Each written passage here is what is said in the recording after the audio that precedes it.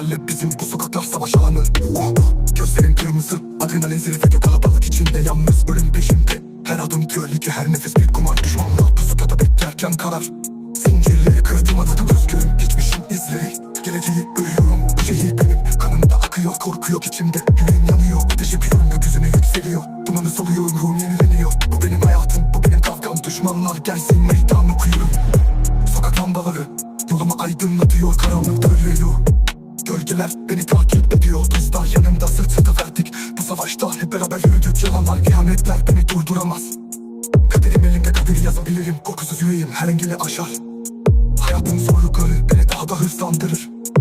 Ateş yakıyorum, gökyüzüne yükseliyor, dumanı soluyorum, ruhum yenileniyor. Bu benim hayatım, bu benim kavgam. Düşmanlar gelsin, meydan okuyorum.